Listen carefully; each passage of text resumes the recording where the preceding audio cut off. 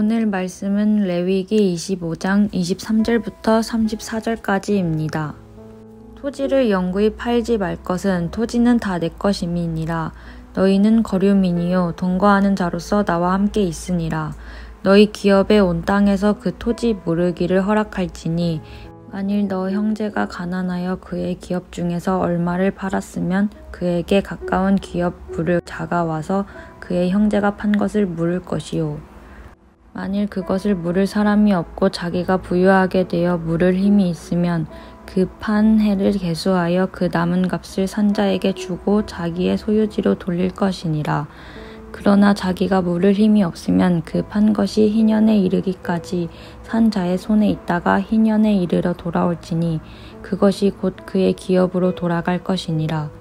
성벽 있는 성 내에 가옥을 팔았으면 판지 만 1년 안에는 물을 수 있나니 곧 그 기한 안에 물으려니와 1년 안에 무르지 못하면 그 성 안의 가옥은 산자의 소유로 확정되어 대대로 영구히 그에게 속하고 희년에라도 돌려보내지 아니할 것이니라. 그러나 성벽이 둘리지 아니한 촌락의 가옥은 나라의 전토와 같이 물러주기도 할 것이요 희년에 돌려보내기도 할 것이니라. 레위 족속의 성읍 곧 그들의 소유의 성읍의 가옥은 레위 사람이 언제든지 물을 수 있으나 만일 레위 사람이 무르지 아니하면 그의 소유 성읍에 판 가옥은 희년에 돌려보낼지니 이는 레위 사람의 성읍의 가옥은 이스라엘 자손 중에서 받은 그들의 기업이 됨이니라. 그러나 그들의 성읍 주위에 있는 들판은 그들의 영원한 소유지이니 팔지 못할지니라. 아멘.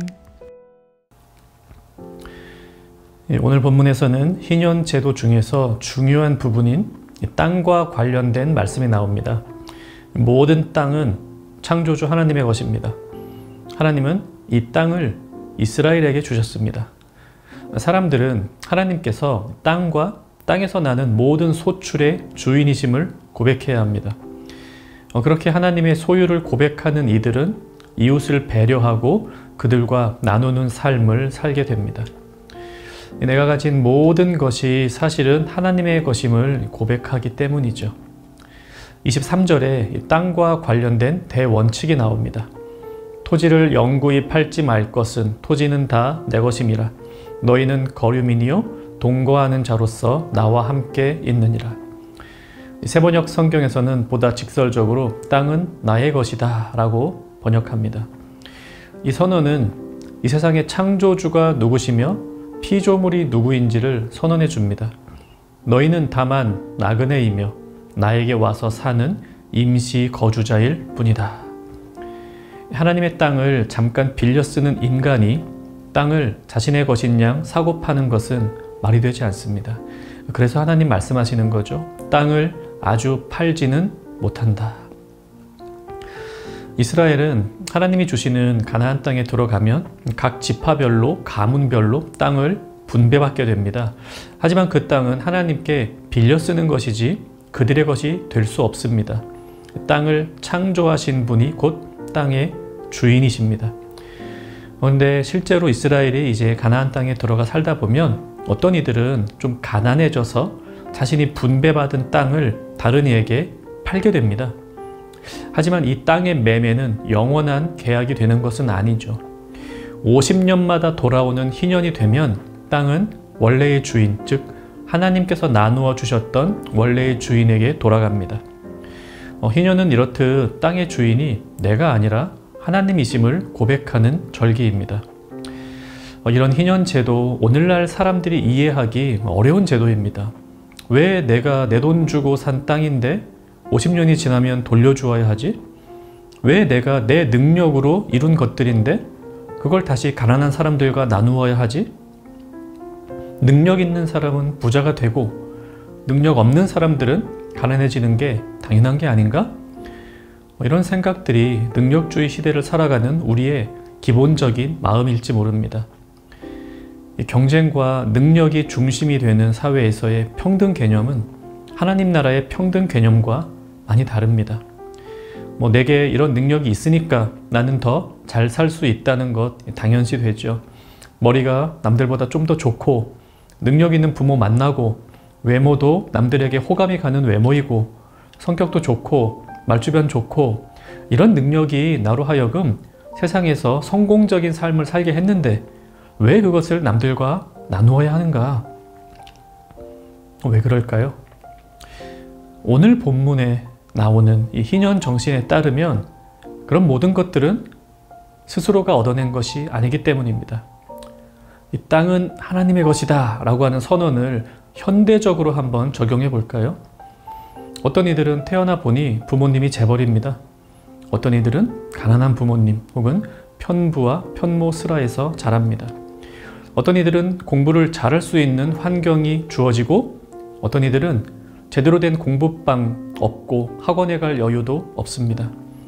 어떤 이들은 책을 한두 번만 읽으면 이해가 잘 되고 아주 잘 외워집니다. 하지만 어떤 이들은 그렇지 못합니다. 어떤 이들은 요즘에 어떤 전공이 유망한지 어느 기업에 들어가면 장래성이 좋은지 그런 정보들 빨리 알 수 있습니다. 또 자신에게 맞는 직업은 어떤 것인지 그런 성향들도 잘 파악할 수가 있습니다. 하지만 어떤 이들은 그렇지 못합니다. 이 능력주의 사회에서는 이 모든 것도 다 능력이라고 합니다. 부모님 잘 만나는 것도 능력이고 집중해서 공부 열심히 하고 일을 오래 할 수 있는 것도 모두 다 능력이라고 합니다. 일부분 맞습니다. 그렇다고 해도 그렇게 계속 능력 중심으로만 살아가는 것이 공정한 일이 될 수는 없습니다. 땅은 다 하나님의 것입니다. 세상은 다 하나님의 것입니다. 우리의 재능, 우리의 능력, 우리의 운, 모든 것 다 하나님이 주신 것입니다. 물론 우리는 개인의 노력과 열심을 아주 무시할 수는 없습니다. 다만 희년 정신에서 하나님께서 요구하시는 것은 만물의 주인이 누구인가 하는 것에 대한 바른 신앙 고백입니다. 요즘 유행하는 말대로 내 돈 내 산, 내 돈 주고 내가 산 것이다 이런 개념보다는 하나님께서 주신 것에 대한 인정과 감사가 먼저입니다. 그리고 이웃을 돌아보는 사랑과 정의로운 실천이 따릅니다. 희년 정신은 하나님 사랑, 이웃 사랑으로 압축될 수 있습니다. 어제 본문을 통해서는 하나님과 함께하는 시간, 하나님을 의지하는 시간이라는 사실 이 희년을 통해서 보았고요. 내일 본문에서는 이웃을 사랑하는 구체적인 적용들을 보게 될 것입니다. 그 중심에는 땅에 대한 하나님의 선포가 있습니다. 땅은 다 내 것이라. 모든 것이 주께로 말미암았사오니 우리가 주의 손에서 받은 것으로 주께 드렸을 뿐이니이다 하는 다윗의 고백이 우리의 고백이 되어야겠습니다. 같이 말씀 생각하며 기도합니다. 내게 있는 모든 것 하나님께서 주신 것임을 알고 감사의 기도를 드립시다. 또 하나님께서 내게 주신 것들 이웃을 사랑하며 섬기며 살게 하여 주옵소서. 오늘 하루 만물의 주인 되신 하나님을 경외하며 살아가는 청년가족 되시기를 바랍니다.